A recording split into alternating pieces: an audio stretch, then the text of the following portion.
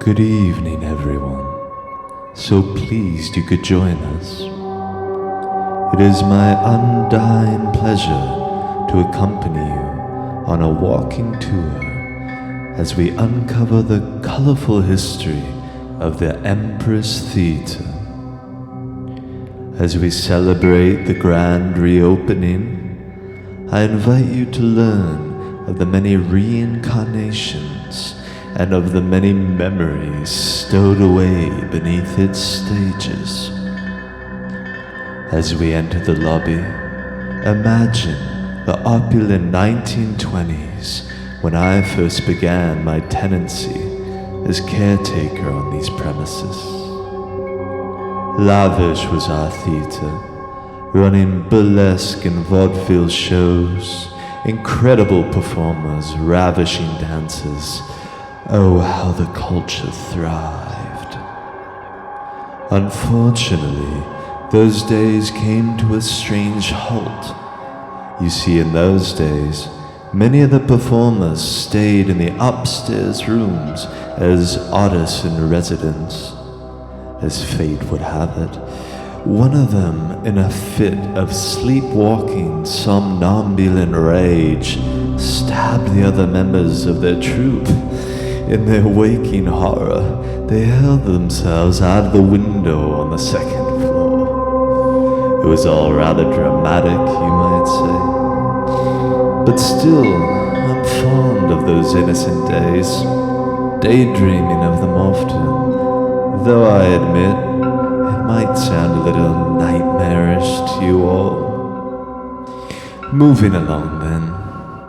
In 1962, we opened our doors to the public again, this time as Royal Follies, where we had a charming little cafe where artists and creative types would discuss art and the politics of the day, while the theater stage was graced with plays from around the world. This too, however, came to a strange denouement.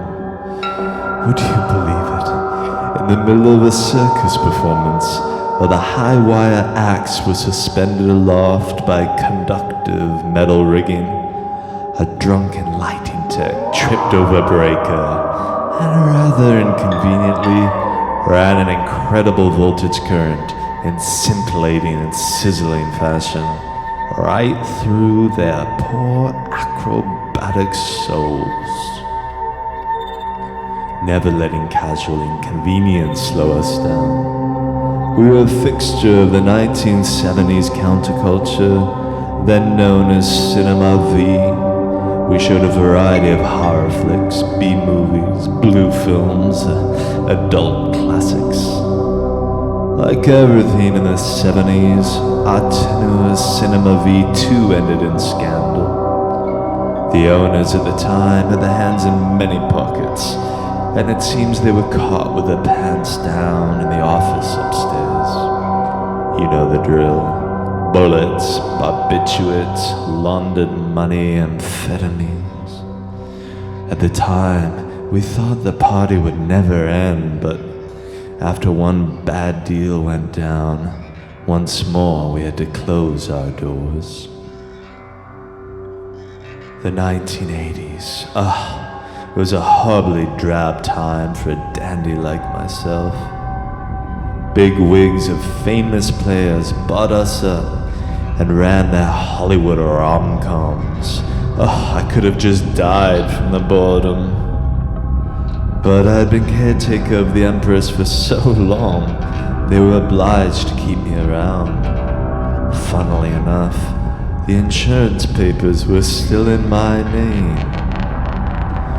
Well, the years rolled by, and on a particularly glum Sunday afternoon, a candle found its way into a closet of explosive cleaning chemicals. Smoke alarms rang to high heaven, and as the clambering mass, enjoying their matinee blockbuster, mobbed their way through the lobby, they were shocked to find the doors locked up with iron chains. Pity that.